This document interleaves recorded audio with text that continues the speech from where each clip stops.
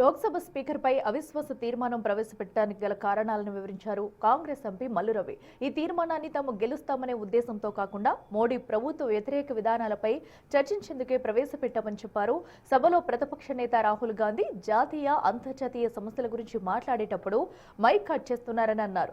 ముఖ్యంగా చైనా సరిహద్దుల్లోని డోక్లాం పరిణామాలపై మాజీ ఆర్మీ చీఫ్ నరవణే రాసిన పుస్తకంలోని అంశాలపై మోదీని ప్రశ్నించే అవకాశం ఇవ్వకపోవడాన్ని తప్పుపట్టారు. విపక్షాలకు మాట్లాడే అవకాశం ఇవ్వనందునే తాము ఈ నిర్ణయం తీసుకున్నామని మల్లు రవి పేర్కొన్నారు. స్పీకర్ పార్లమెంటుకు ఒక గార్డియన్ లాగా, ఒక తండ్రిలాగా ఉండి ఆ పార్లమెంటు నడపాల్సిన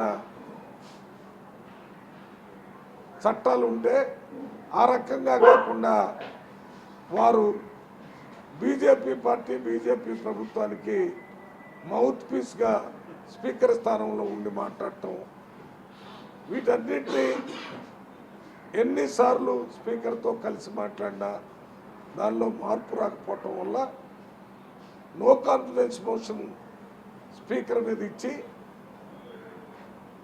ఆ నో కాన్ఫిడెన్స్ మోషన్ ఇవ్వటం వల్ల ఆయన పదవి నుంచి తొలగిపోతాడని మాకు నమ్మకం లేకపోయినా నో కాన్ఫిడెన్స్ మోషన్ ఇవ్వటం వల్ల 10 నుంచి 11 గంటలు దాని మీద మాట్లాడటం, ఆయన ఏ విధంగా ప్రతిపక్ష పార్టీ ఎంపీలకి సరైన సమయం ఇవ్వకుండా అడ్డుకుంటున్నాడో దాన్ని చెప్పేటటువంటి అవకాశం వస్తుంది. కాబట్టి ఈ నో కాన్ఫిడెన్స్ మోషన్ పెట్టాం.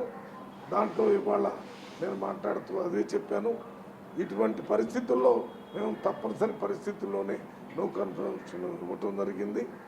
దీని ద్వారా ఓం బిర్లా గారు పదవి నుంచి తొలగిపోతాడని కాదు, దీని ద్వారా భవిష్యత్తులో ఓం బిర్లా గారు న్యూట్రల్గా అందరికీ ఎలక్ట్ అయి వచ్చినటువంటి ఎంపీలందరికీ అవకాశం ఇచ్చేటటువంటి పరిస్థితులు వస్తాయని ఈ విషయం